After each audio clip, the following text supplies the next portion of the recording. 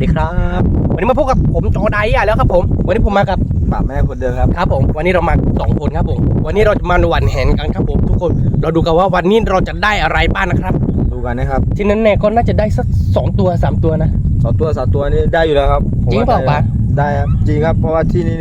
ที่ตัวนี้นี่คือร้านนี้มีเยอะครับครับเราดูกันนะครับผมเจอกันทุกคนมากันแล้วครับผมวันละกิโล2 กิโลได้ไหมปลาครับไปปลาจะหวานหรือว่าปูจะหวานเนี่ย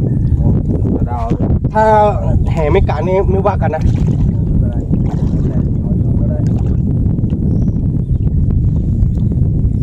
จะเอาสัก2-3 ตัวนะทุกคนไม่รู้ว่าจะได้หรือเปล่านะถ้าไม่ได้ก็สัก2 ตัวครึ่งก็จะดีครับ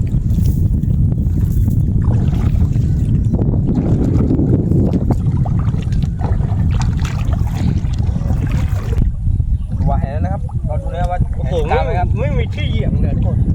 ถ้ามีที่เหยียบนี่จะคว้าแบบว่าไกลๆหน่อยไม่มีเลยโอ้โหไม่มีที่เหยียบไม่เป็นไรเนาะเอาแบบว่าไม่ไกลก็ได้นะเอาแค่2 ตัวก็พอแล้วเนาะให้จอได้โยเราเอาไม่เยอะนะเอาแค่2 ตัวนะหวะใช่ครับตัวละกิโลนะครับโอ้ยเรียบร้อยดูนะครับวันนี้โอ้โหแห่การมากเลยทุกคนสุดยอดวันนี้ปลาคิดว่าจะได้ปลาพี่นี่ได้ครับได้แน่นอนครับเราดูกันนะครับทุกคนแหมนี่กล้ามากเลยนะครับโอ้ทุกคนอันนี้เขาทำอะไรกันเนี่ยเดี๋ยวเรานี่เราจะยอดขึ้นนะทุกคนแต่ไม่ใช่ของเรานะเราแค่จะแอบดูเฉยๆครับว้าวไม่มีอะไรเลยครับทุกคนไม่เป็นไรคือเราจะกระโดดคาดได้ไหมปะเราดูนะทุกคนว่าเราเคยไปแข่งโอลิมปิกวิ่งมาราธอนอยู่นะทุกคนเราดูกันนะครับคือแบบว่านี่ใส่กางเกงขายาวด้วยเสื้อแขนยาวด้วยทุกคนมันหนักด้วยแล้วก็เราจะดูกันว่าเมื่อก่อนเราไปวิ่งแข่งกันนี่แต่ก่อนที่ตัวเบานะครับแต่ตัวนี้หนักขึ้นใช่แต่ไม่เป็นไรคือเราวิ่งแข่งกับคนนี่อยู่คนสุดท้ายตลอดครับมาเลย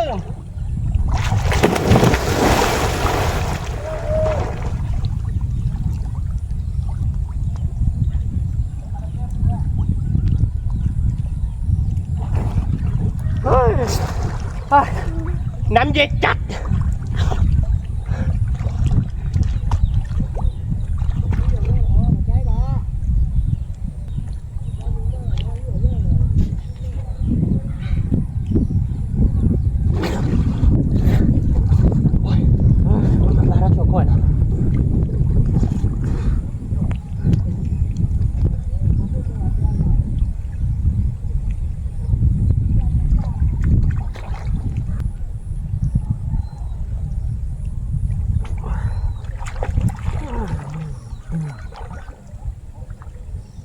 น้ำเย็นมากเลยนะครับโอ้โห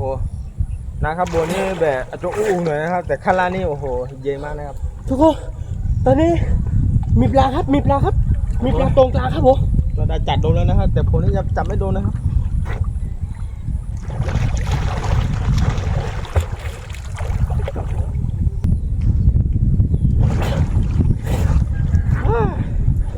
เดี๋ยวเราจะเก็บทีเดียวเลยทุกคนมีก้อนหินเยอะจังใช่ครับ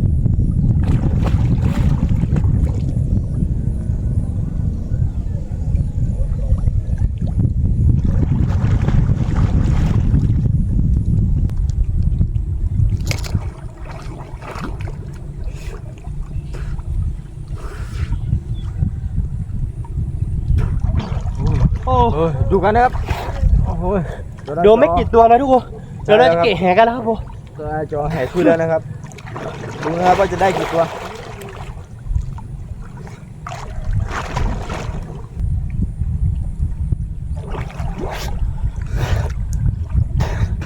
แล้วนี้ได้แค่ไม่กี่ตัวครับโอ้โหได้ปลาตัวเล่นทุกตัวใหญ่ไม่ได้นะครับขึ้นไปอย่างนี้ข้ามไปได้ปะทุกคนโอ้ยได้ตัวอยู่นะได้อยู่นะทุกคนได้อยู่แต่ตัวจะเล่นหน่อยนะครับตัวไม่ค่อยใหญ่มากนะครับโอ้ตัวเราบอกว่า2 ตัวนี่น่าจะตอนนี้นี่คือประมาณว่าถ้าได้2 ตัวครึ่งทุกคนแต่ก็น่าจะเกิน2 ตัวนะแต่ว่าตัวไม่ใหญ่นะปลาหางแดงครับปลาหนีปลาหางแดงมาดูกันว่าเราได้กี่ตัวนะครับผมกี่ตัวเนี่ยป๋ามาดูกัน หลายตัวนะครับ หลายตัวอยู่ทุกคน ห ห ลา ลาย ยตั ตัว ว อยู่ ครับ ตัวใหญ่อยู่ นี่ปลาหางแดงนี่ตัวใหญ่นะทุกคนดู ใช่แล้วครับ ดู แต่ ดู เราบอกว่า2 ตัวครึ่งน่าจะได้2 ตัวกว่านะครับ มีอเลสเก้ด้วยครับอเลสเก้ โอ้ยปลาหางแดงครับ น่าจะได้ประมาณ5 ตัวนะทุกคน โอ้ยดิ้นไปแล้วครับอุ้ยเวดดิ้นนี่เจ๋งนะครับ โอ้แต่ว่าหนาวมากทุกคนนี่ลงแค่ไม่กี่รอบนี่หนาวแล้วทุกคนโอ้หลายตัวอยู่5 ตัว นะครับ 5 ตัวทุกคนเดี๋ยวเราจะโรยอีกหลายๆรอบครับ ไม่รู้ว่าจะได้เพิ่มหรือเปล่านะครับผมอ้าวติดมาได้ไงเนี่ย 5 ตัวนี่ได้แถบปูตัวหนึ่งนะครับ โอ้โห แถมทำไม ไม่รู้จะแถทำไมนะครับปูนี่ ปูนี่แถมมาด้วยทุกคน โอ้ย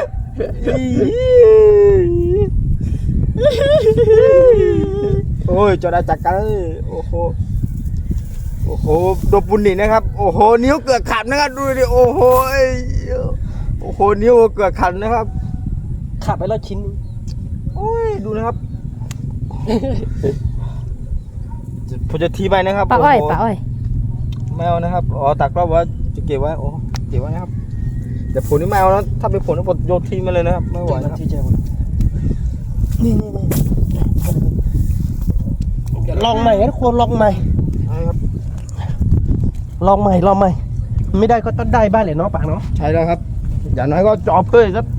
10 ตัว 20 ตัวนะครับ เพราะว่า5 ตัวนี่ผมกินไม่อิ่มแน่นอนครับผมคนเดียวนี่ไม่อิ่มครับ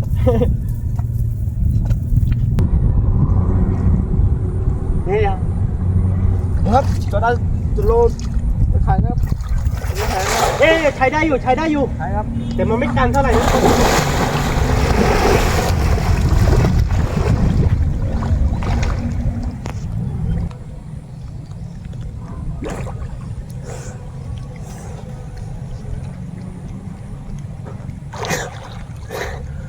เอาบ้านเอาไว้ ว่าเก่ง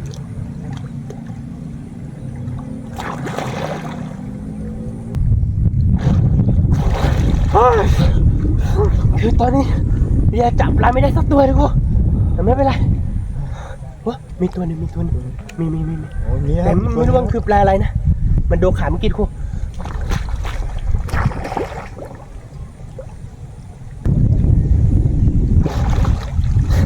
ได้แล้วเนี่ยตัวแต่ยังไม่ได้เอาขึ้นมาทุกคนปลาหางแดงครับผม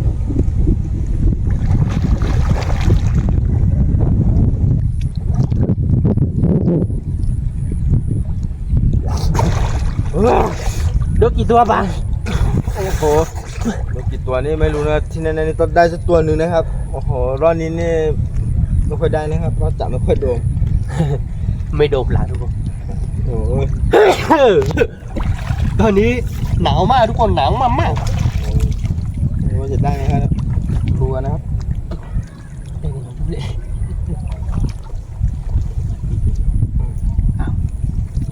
อ้าวปลาหาย โอ้ยปลาหา อย่าบอกนะว่าปลาหายเมื่อกี้ได้ตัวหนึ่งนะทุกคนปลาหลุกอ้าวเมื่อกี้นี่จะเอาออกก่อน โอ้ยไม่โดนเลยครับได้ตัวนะครับ ไม่ได้เลยทุกคนเมื่อกี้นี่โดนตัวหนึ่งแต่ว่ามันน่าจะหลบไป หลุดไปแล้วนะครับตัวหนึง ไม่เป็นไรโลใหม่ก็ได้ ใช่ครับ เมื่อกี้นี่ไม่ได้สักตัวเลยทุกคนจะเอาไปอีกทีนึง ใช่แล้วครับ จะเอาสัก2 ตัวก็ได้ครับ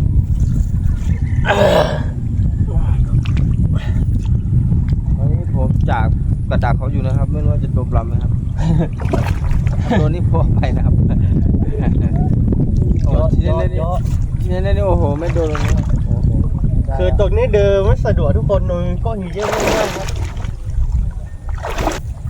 เด็กโยนแล้วนะหมา โอเคครับโยนครับ ตรงนี้เลยนะครับ ครับผมเอาให้ตังครับ เอาให้ได้สักตัวหนึง เอาให้โดนนะครับโอ้ยเยี่ยมบอลนะครับ เฮ้ยใช้ได้ทุกคน โอ้โห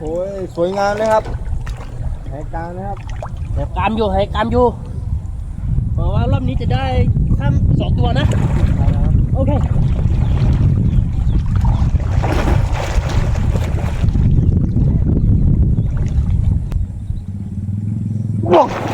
ผมดูอะไรสักอย่างนึงปะเฮ้ยทุกคนมันดูอะไรอย่างนึงคือตัวอะไรผมยังไม่รู้นะครับมันดูกันครับผม โอ้โหอะไรครับ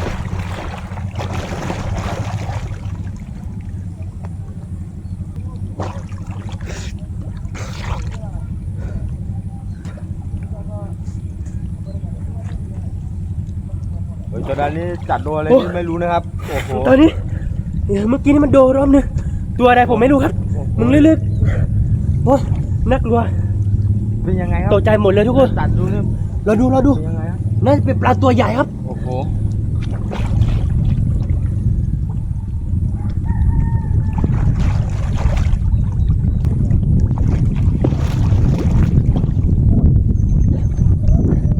โอ้ทุกคน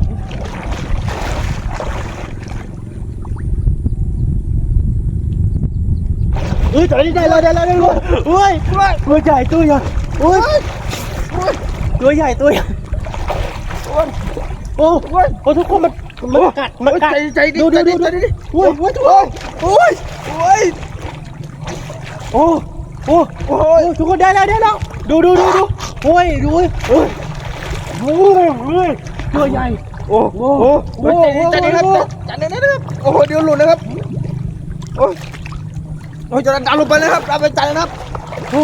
ตัวใหญ่จัดลงไหมครับจัดลงไหมครับ ดูแล้วโอ้เอามาดูโอ้ยตัวใหญ่มากโอ้โหโชว์แรงเยอะมากเลยทุกคนโอ้ยทุกคนเราได้แล้ว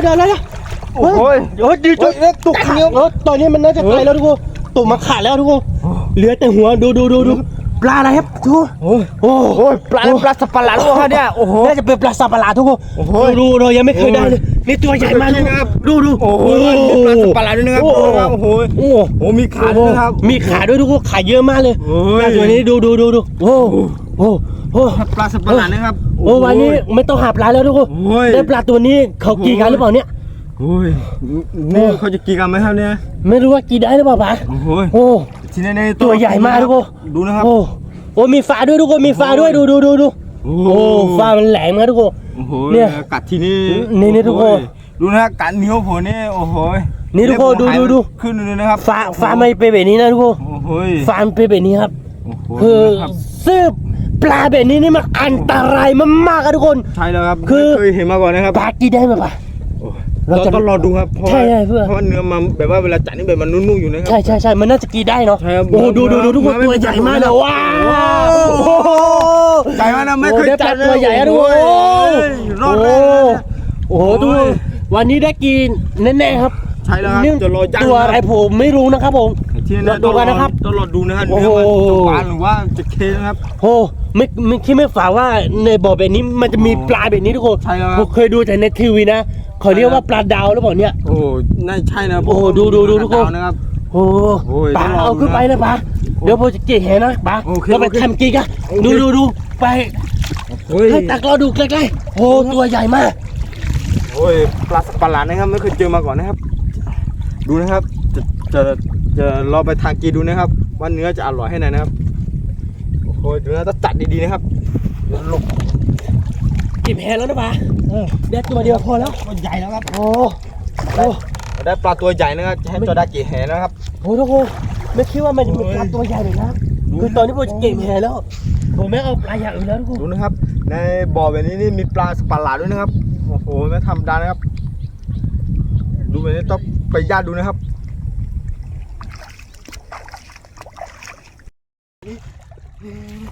ตัวใหญ่มากทุกคนโอ้ยพ่อหน่อยปลาสับปะหลาดนะครับพ่อเบื่อมันตัวนั้นเคยเจอมาก่อนนะครับดูนะครับดูมีคานเลยนะครับโอ้เคยเห็นในทีวีนะครับโอ้ตัวใหญ่มากทีวีนะครับโอ้ปลาอะไรครับโอ้โหไม่รู้ครับเคยเห็นในหนังนะครับไม่รู้มันน่าจะตายแล้วเมื่อกี้ปลากับผมดูคนละมันให้ผมให้จอดันดูนะเพราะน่าจะขาดเนี่ยผมนะครับดีใจไหมครับดีใจครับโอ้โหดูนะไม่เคยได้มาก่อนนะครับครั้งแรกในชีวิตเลยนะตอนนี้เราหนาวมากๆคือเราจะไปทำไปยัดกินกันน่าจะอร่อยนะอร่อยครับจี้กันนะจี้แซ่ๆนี่โอ้โหเราดูกันทุกคนเราไปย่างกันโอ้โห วันนี้ได้กินของแปลกครับทุกคน ได้กินปลาสับปะหลาด นี่ไม่คิดไม่ฝันว่ามันจะมีครับทุกคน ใช่แล้ว ว้าว ดูนะ ดีใจครับพาดีใจมา ดี ก ใจครับ นี่ ล ครับ ง ผม ได้มีนะครับได้นะครับ ปลานี้มีแค่ไม่กี่ตัวมี5-6ตัว คือไม่รู้เราจะไปย่างกินหรือเปล่าที่นั่นแน่คือเราจะไปย่างอันนี้ ไป นะ ย่ำปลาสับปะหลาดก่อนนะครับ นี่อันนี้เราไปย่างกินแน่นอนเพราะว่าเรายังไม่เคยกินเนาะ ใช่แล้วครับ โอ้โหตอนนี้เนี่ยหนาวแต่ว่าได้ปลาตัวนี้นี่คุ้นแล้วทุกคน ถูกแล้วครับ ไป ดีใจครับไอ้ครับ โอ้เพื่อนๆวันนี้ดีใจมากครับ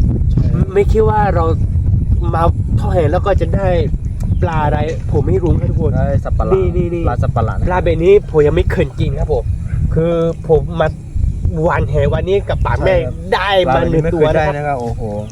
ได้มาหนึ่งตัวแล้วก็ตอนนี้คือหนาวอะทุกคน ใช่ แล้วก็ตอนนี้เราจะตาน้ำจิ้มครับปังก็จะย่างปลาให้ทุกคน อัน นี่ ดูทุก อัน คน นี้คือเสีย น้ำจิ้มของเราครับน้ำจิ้มของเราแซ่บๆครับทุกคนดูพริกเยอะจัดครับทุกคนนี่เราใส่รับพริกแดงพริกเขียวครับทุกคนนี่พริกแดงเนี่ยเกลือแต่เต็มถุงแล้วถุงใหญ่ครับทุกคนนี่ครับผมโอ้โหพริกเยอะไปหรือเปล่าป๋า ไม่หรอกพอดีครับ โอ้โหเพราะว่าเราชอบกินเผ็ดอยู่แล้วใช่ไหม ใช่ครับ ดูทุกคนเยอะมากๆครับนี่ ตอนนี้ก็เราก็จะย่างปลานะครับ เดี๋ยวผมจะตาน้ำจิ้มให้ป่านกินนะครับนี่ทุกคน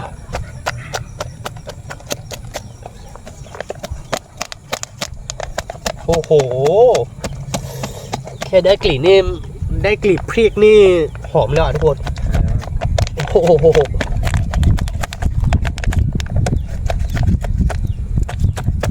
เยอะมากๆเนาะป่าเนาะ เย็นๆนี่ ยินเยอะยินดีครับปลาตัวนี้นี่ปลาอะไรป่า โอ้ผมก็ไม่รู้จักครับปลาอะไรครับ แต่ไม่เคยได้นะโอ้โห กินได้แน่นอนนะป่ะ ได้ครับไม่มีกระดูกให้กินได้แล้วครับ โอ้โหขนาดปลา มีกระดูกนี่เราอยากกินเลยใช่ไหมป่ะ ใช่ครับมีกระดูกแบบนี้โอ้โหไม่เหลือครับ แล้วเราจะกินหมดไหมอ่ะป่ะตัวใหญ่ด้วยแล้วก็ปลาหลายตัวเนี่ย โอ้ยหมูนี่ต้องรอดูนะครับ เพราะว่า ใช่ เลือกกินนี่ก็ไว้ใจได้อยู่นะครับ ปลาเนี่ยถ้าสมมุติว่า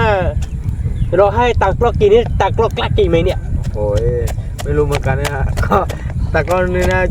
จะกล้านิดๆนะครับ เพราะว่าโอ้โหหน้าตามันก็หน้าตาดีอยู่นะครับ เพราะว่าปลาของเรานี่ดูนะครับโอ้ย ปลาอะไรเนี่ยป่ะ ไม่รู้เหมือนกันนะครับปลาแบบนี้ไม่เคยเห็น นี่ทุกคนใกล้จะลำเอียดแล้วนะครับผมนี่ทุกคนพริกเยอะมากๆแล้วก็ใส่กระเทียมก็เยอะจัดครับทุกคนวันนี้เราไม่มีอะไรนะทุกคนเรามีพริกกับกระเทียมครับผมวันนี้ก็มะนาวก็ไม่มีทุกคนมะนาวขัดตลาดครับ แล้วก็พันชีขัดตลาดครับ แล้วก็เราจะใส่มะกรูดนะทุกคนวันนี้ใช้มะกรูดครับมะกรูดปอกเปลือกแล้วครับทุกคนมะกรูด3 ลูกจะพอไหมป๋าไม่พอใส่เพิ่ม ไม่พอครับใส่เพิ่มครับเอาเจอ5-6 ลูกครับ มะกรูดนี่ไม่ต้องผ่าใช่ไหมป๋าตาแบบนี้แล้วเนาะ ตาม โอ้โหว้าวทุกคนโอ้น้ำจิ้มของเราเนี่ยน่าจะแซ่งนะป๋าดูทุกคนนี่ลูกมะกรูดนะทุกคนไม่ได้ใหญ่มากนะแต่ว่ามันแก่แล้วนะเราจะชิมดูครับ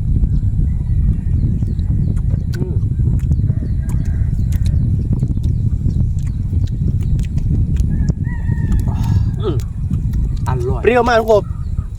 เพราะว่ามะกรูดนี่มันมีกลิ่นเอกลักษณ์เฉพาะตัวนะครับทุกคน ใช่ครับ โอ้โห คือหอม ใช้มะกรูดเนี่ยดูทุกคนอ้าวนักกินแน่นอนทุกคนเราดูกันนะครับผม ดูกันนะครับ โอ้โหตัวนี้นี่กินได้จริงๆนะป๋า กินได้ครับไม่มีกระดูกครับ โอ้โห เคี้ยว เรา ง่าย ดู ด้วยครับ ทุกคนตอนนี้ปลาของเราแล้วก็หนวดของเราครับ มีแต่หนวดนะครับทุกคนตัวอะไรเราไม่รู้นะเราเรียกว่าไอ้หนวดก็แล้วกันครับ อร่อยแน่ๆทุกคนปลาหนวดใช่ไหม ใช่ครับ เพราะว่ามีแต่หนวดครับ หนวดปลาหรือว่าปลาหนวดนี่แหละค่ะทุกคนเราก็เรียกไม่ถูกเนาะ ใช่ครับ แต่ไม่เป็นไรเนาะเรียกชื่อไม่ถูกก็กินได้ ใช่แล้วครับไม่จะเป็นครับชื่อนี้ขอให้กินได้ก็พอครับ ใช่ตำให้ละเอียดไปเลยน้ำจิ้มของเราเนี่ยเสร็จแน่นอนทุกคนแล้วก็ตอนนี้หนาวมากๆทุกคนหนาวมากๆเพราะว่าเดือนพฤศจิกที่บ้านเราเนี่ย บรรยากาศหนาว อยู่ภาคเหนือนี่หนาวนะทุกคนนี่ช่วงนี้ก็ยิ่งหนาวขึ้นเรื่อยๆเลยทุกคน ยิ่งหนาวก็ยิ่งหลอกเนาะ ใช่ครับ ไม่เข้าใจตัวเองเหมือนกันนะ ไม่เข้าใจเองเหมือนกันนะครับ ความหลอนนี่มันไม่เคยเปลี่ยนไป แต่ละวันก็หลอนขึ้นเรื่อย เหมือนเดิมครับ ๆเราไม่เหมือนเดิมยิ่งหลอน แต่ที่เรากว่าเดิมครับ อายุยิ่งยืดขึ้นก็ยิ่งหลอนขึ้นนะทุกคนผมก็ไม่เข้าใจครับถ้าอายุ60นี่จะเป็นยังไง อยู่แน่ หล่อสุดๆนะใช่ไหม ไม่รู้จะอยู่ถือวันนั้นหรือเปล่า แล้วก็ยังไม่รู้เลยทุกคน ๆไม่แน่นอนครับ นี่ทุกคนตอนนี้ปลางของเราสุดแล้วนะป๋านี่น่าจะสุดแล้วนะป๋า สุดแล้วสุดแล้ว ไปวันนี้เราได้ปลาแค่ไม่กี่ตัวนะทุกคน แล้วก็เราได้หนวดปลาด้วยครับ ปลาหนวดหรือเปล่าเขาเรียกว่า ใช่นะครับ สูตรหรือเปล่าเราก็ไม่รู้นะทุกคนเราไม่เคยกินเลยขอเปลๆแบบนี้ไม่รู้ว่ากินได้หรือเปล่า หน้าตานี่ ต่างกล้องนิ่งต่างกล้องไม่กล้ากินหรอมั้งแต่เราเนี่ยกล้ากินใช่ไหมป๋า ใช่ครับ เราโอ้ทุกคนคนละหนึ่งเอาอันไหนดีครับ อันนี้ครับ เราดูกันนะครับทุกคนว้าวมื้อนี้มันจะแซงบ่อเนาะ แซ่ แซมลายบ่อ แซ่ไล่ แซมลายเด้อพี่น้องเด้อมากินด้วยกันเด้อพี่น้องโอ้ปลาตัวนี้นี่ตัวใหญ่มากเลยเนาะป๋าเนาะ ใช่ครับ ตัวนี้นี่ เริ่มเธอเลยครับ ปลาอะไรเนี่ยป๋ามีแต่หนวด ปลาหนัวครับ ปลาหนวดใช่ไหม ปลาหนัว เดี๋ยวเราจะลองกินกันนะครับทุกคนวันนี้ใช้น้ำจิ้มคนละแก้วครับ ว้าวหอมจะเลยปัง โอ้ดูนะครับโอ้โหหน้าตานี่ ดูทุกคน ไหวนะครับตอนนี้นี่ดูนะครับ เราจะจิ้ม เนื้อล้วนๆนะครับ จิ้มกับน้ำจิ้มแซ่บๆนะทุกคนเราจะลองกินดูนะ โอ้ยดูนะครับ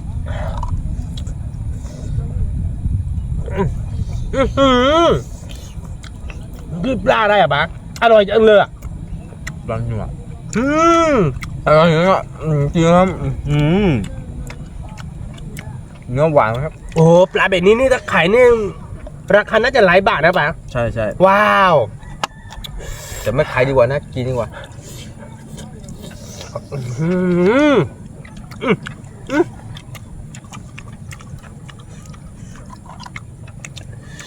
นี่เราเก็บผักธรรมชาติทุกคน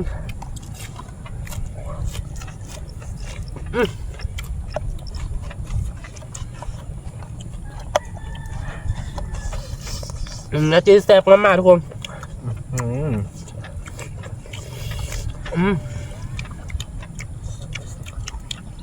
อีกครั้งครับก็อร่อยนะครับ อร่อยมากๆ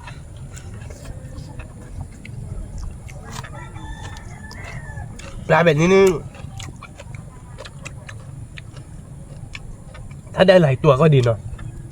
ดีครับแล้วก็เลยตัวนี้โอ้โหดีนะครับ ปลาแบบนี้มันจะหวานทุกคน มันจะเนื้อ มันจะลองกินปลาอีกแบบหนึ่งฮะปลาหางแดงทุกคนปลาหางแดงนี่คือปลาหางแดงธรรมชาติแบบไม่มีก้างนะทุกคนเนี่ย โอ้ยเป็นตัวนะครับ นี่ทุกคนปลาหางแดงไม่มีก้างครับ ใส่พริกเยอะๆ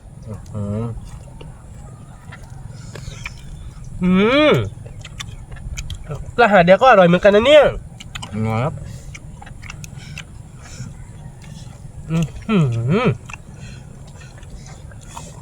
เนื้อปลาหนวดนี่อร่อยนะเนี่ย ปลาหนัวนี่อร่อยครับ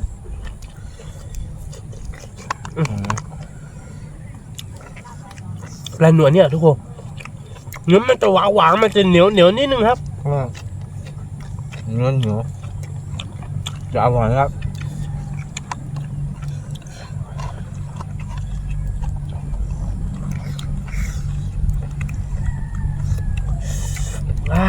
อร่อยมากๆนี่ทุกคนตอนนี้พระอาทิตย์ตกดินแล้วนะครับผมหนาวมากๆครับผีไฟไปด้วยช่วยเย็นๆกีริมแม่น้ำแบบนี้โอ้โห บรรยากาศนี่ได้นะครับ ไม่รู้จะอธิบายยังไงทุกคนกินกับปลาหนวดครับทุกคนแต่นัดจิ้ของเราเนี่ยเผ็ดมากๆครับแซ่บมากๆทุกคน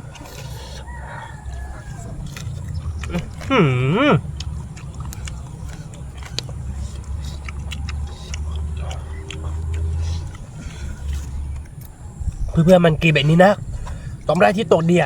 ของทุกอย่างมันจะอร่อยนะครับ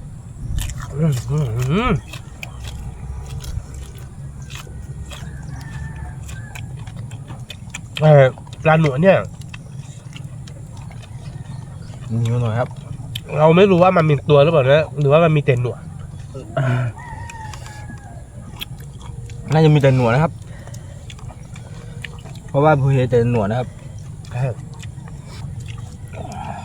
เขาเรียกว่าปลาอะไรเราก็ไม่รู้นะทุกคน เนื้อล้วนๆนะครับ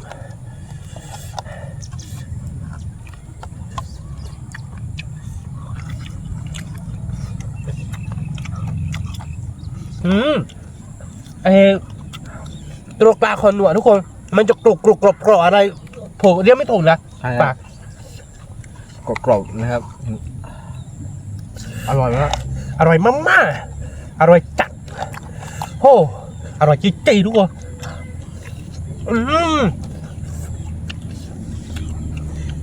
สุดยอดครับ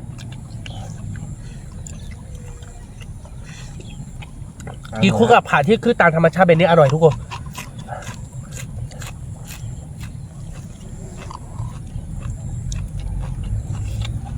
นี่ก็ปลาหางแดงครับตัวใหญ่ๆ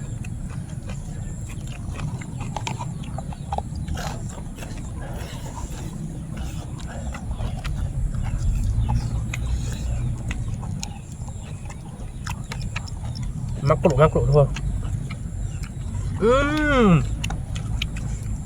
เปรี้ยวๆหอมๆครับทุกคนหาได้แล้วก็กินเลยเนี่ยปลาหางแดงเนื้อมันจะหวานมากทุกคนหอมมากครับ โอ้ยมะกรูดนะครับ อร่อยครับนี่คือตัวเลยทุกคนปลาหางแดงปลาหางแดงเนี่ยกระดูกมาอ่อนนะทุกคนอร่อยนะว้าวที่แดงๆเนี่ยอร่อยแน่นอนครับทุกคน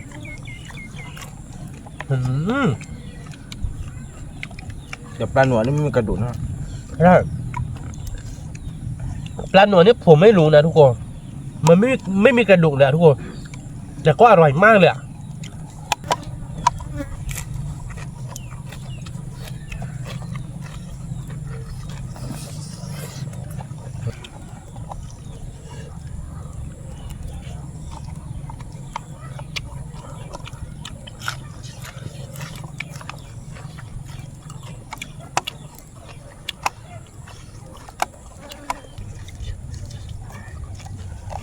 ปลาหนวดนี่ไม่รู้ว่าคือมาหาปลาเนี่ยเขาได้กลับบ้านหรือเปล่าเราก็ไม่รู้นะป่ะ ใช่ครับ เราจะโชคดีนะ เราได้แค่2ครับ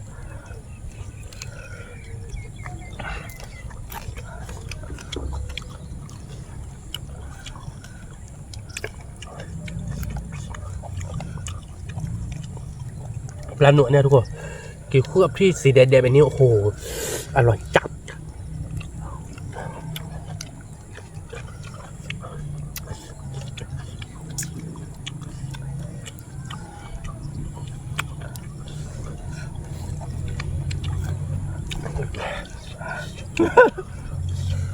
อร่อยมากเผ็ดมากแซ่บมากทุกคน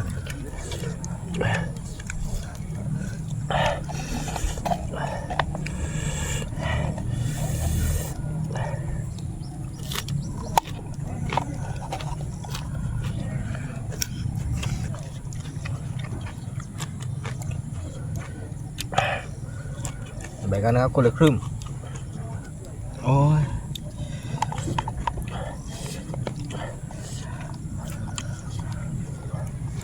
ครึ่งหนึ่งทุกคนครึ่งหนึ่งคำเดียว เอาอยู่เหรอครับ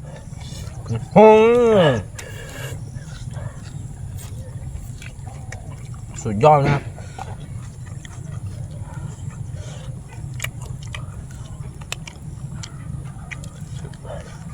อร่อยมากทุกคนอร่อยมากปลาเราให้ทำไมครับ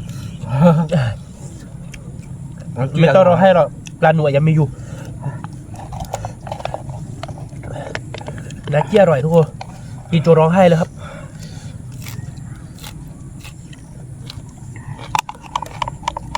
นาจีนี่เผ็ดจริงนะครับ กินจนหน้าตาไหลครับ คนรักหนวดนะป่ะ โอเค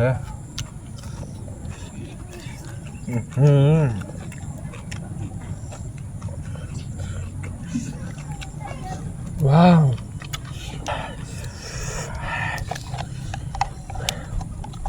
กิ๊กตัวร้องไห้นะครับ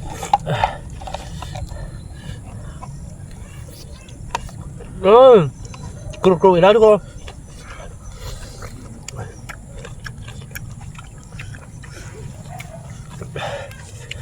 ปลาหนวดตอนได้เราดีใจมากทุกคนคือเรายังไม่เคยเห็น แล้วก็ได้ครั้งแรกด้วยก็เวลากินก็อร่อยมากๆทุกคน ใช่ครับอร่อยจริงครับกิ๊กตัวร้องไห้ครับ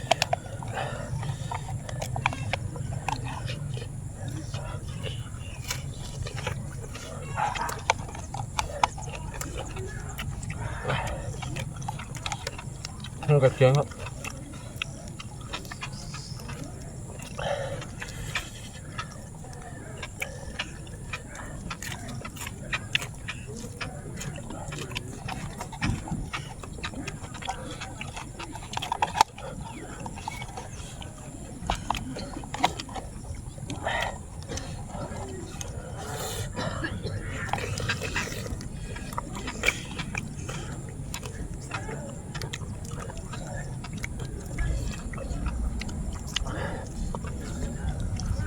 อร่อยมากทุกคน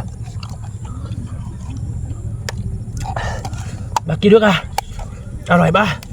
อร่อยจริงๆทุกคน อร่อยจริงๆนะ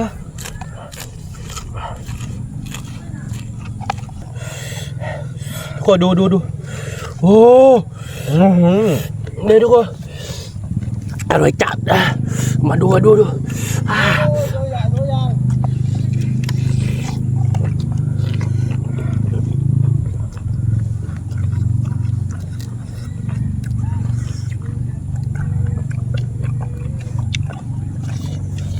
อร่อยมากทุกคน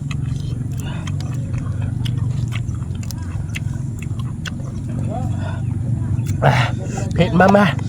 แซ่บมาก ใช่แล้ว อร่อยมากดูขนาดผักนี่มีพริกเยอะขนาดนี้นะทุกคน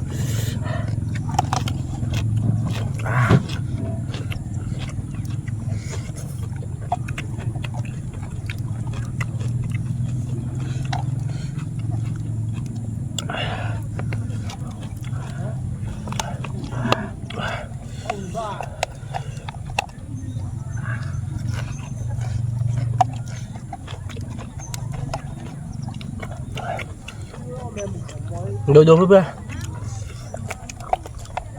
ๆนาจีแซ่บไม่แซ่บเราดู โอ้ยสุดยอดนะครับ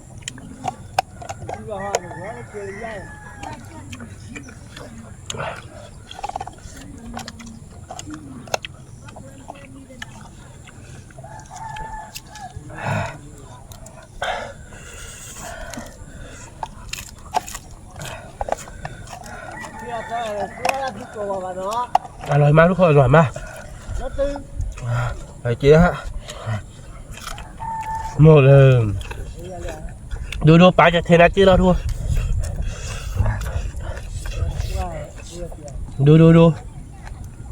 ปลาจากเทน้ำจีแล้ว ไม่ไหวครับ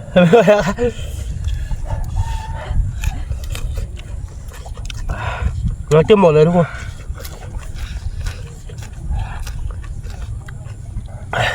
สำหรับคลิปนี้ก็คงไม่มีอะไรมากเพื่อนถ้าชอบใจคลิปของเราก็อย่าลืมกดไลค์กดแชร์ครับผมเจอกันคลิปวิดีโอหน้าครับผมสวัสดีครับ